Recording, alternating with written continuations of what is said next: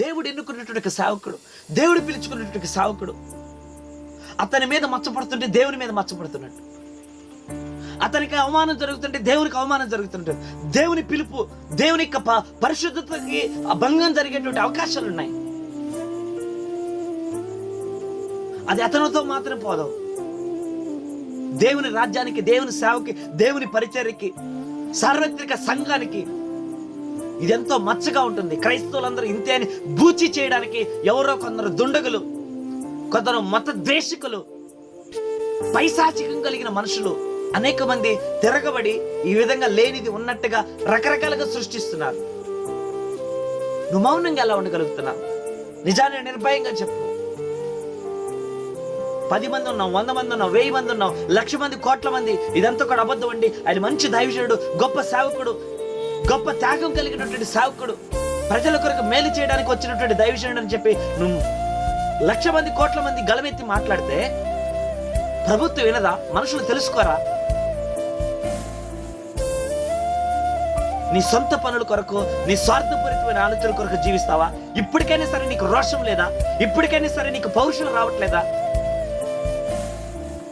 నేను ఈరోజు కొంచెం బస్ స్టాండ్ దగ్గరికి వెళ్ళినప్పుడు అక్కడ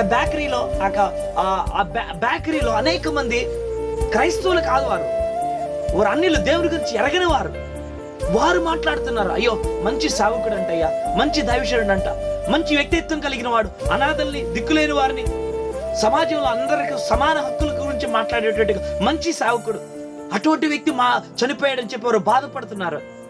అటువంటి వారు మనం కూడా మాట్లాడాలి, నలుగురం కలిసి ఒక శాంతియుత ర్యాలీ చేయాలి, అతనికి మంచి జరగాలని, అతనికి న్యాయం జరగాలి, తన ఫ్యామిలీకి న్యాయం జరగాలని చెప్పి మనం కూడా మాట్లాడదామని చెప్పి దేవుని గురించి తెలియవారు, దేవునికి విశ్వాసం గురించి తెలియవారు మాట్లాడుకుంటుంటే నాకు సిగ్గు వేసింది. నిజంగా నాకు బాధ కలిగింది.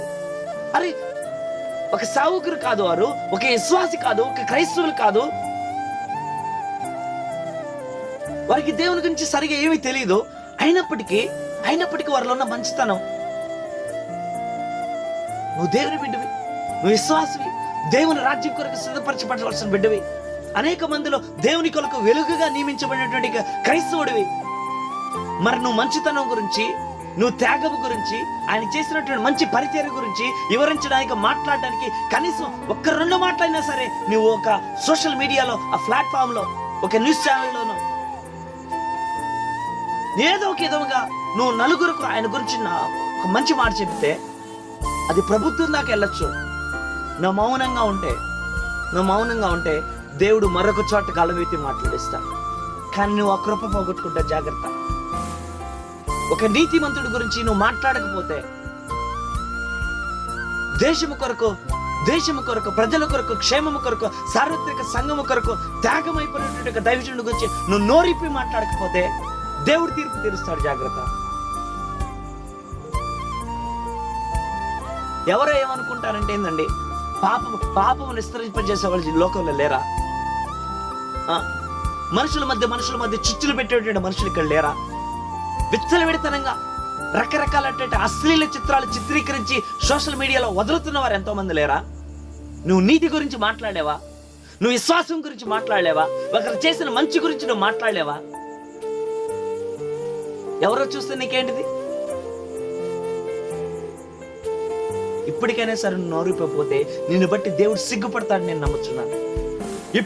దేవుడు నిన్ను బట్టి సిగ్గుపడతాడు. ఆయన చెప్పిన వాక్యాన్ని నువ్వు విన్నావు. ఆయన చెప్పినటువంటి వాక్యాన్ని బట్టి నీ జీవితం మార్చబడింది. దైవజనుల యొక్క బోధనలు వెళ్ళి నీ జీవితాన్ని మార్చుకున్నావు. అటువంటి దైవజనుడు నీకు ఉన్నట్టుగా నన్ను రక్షించబడ్డావు, మారు మనసు పొందావు, బాప్తిస్మంలోకి వచ్చావు, దేవుని రాజ్యం కొరకు స్థిరపరచబడ్డావు. అటువంటి ఒక దైవజనుడు చనిపోతే, అటువంటి ఒక దైవజనుడు గురించి చెడ్డ ప్రచారం ఈ లోకం భూమి మీద లేని వారి గురించి చెడ్డ ప్రచారం చేస్తున్నది. నీ గుండెల మీద చేసుకొని చెప్పు, సేవకుడు తాగుతాడా? ఒక ప్రపంచానికి సువార్థికుడు అతడు. ఒక ప్రపంచాన్ని ఒక దిక్చూచి, ఒక వెలుగుగా మండుచున్నటువంటి ఒక అగ్ని స్తంభముగా అతడు నిలిచిన వాడు. మండుచు ప్రకాశించుచున్న దీపములాగా అనేక మందిని వెలిగించిన వాడు. అతడు తాగుతాడని నమ్ముతావా?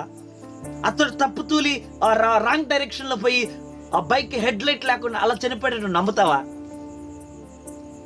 ఆ బైక్ మొత్తం ఆయన మీద అలా పడుకోబెట్టినట్టుగా అలా ఇది యాక్సిడెంట్ నమ్మగలుగుతున్నావా?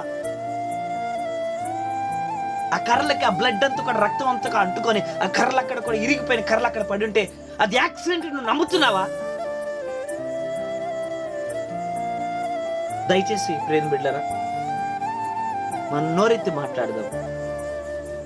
చనిపోయిన వాడు ఒక సాధారణమైన మనిషి కాదు, దేవుని చేత నియమించబడిన ఒక సేవకుడు, ఒక దైవజనుడు. ఆయన గురించి నీకు తెలిసిన మంచిని ఈ యొక్క సమాజానికి, సోషల్ మీడియాకి, ప్రభుత్వానికి, చారిత్రక సంఘానికి, ఈ సమాజానికి నువ్వు వివరించు.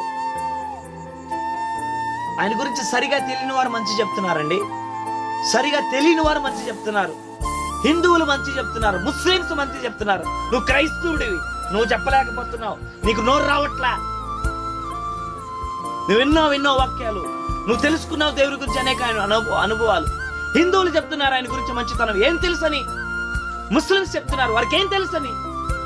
నీకు అన్ని తెలుసు కదా, వాక్యం తెలుసు, ప్రార్థన తెలుసు, పరిచయం తెలుసు, సేవ తెలుసు, సేవకుడు తెలుసు, సేవకుడు ఎలా ఉంటాడో తెలుసు, సేవకుని యొక్క గుణ లక్షణాలు ఏదో తెలుసు. కానీ నువ్వు మౌనంగా ఎలా ఉండగలుగుతున్నాను నేను అడుగుతున్నాను. నోరు ఎందుకు ఇప్పట్లేదు? ఎవరు నెగతాలు చేస్తారా? నేను అవమానపరుస్తారా? నిన్ను గురించి నలుగురు చెప్పుకుంటారా? మంచిగా చెప్తున్నావు, నీతి గురించి కదా ప్రకటిస్తున్నావు. దైవజనుల్లో ఉన్నటువంటి మంచితనాన్ని మనం వివరించలేమా?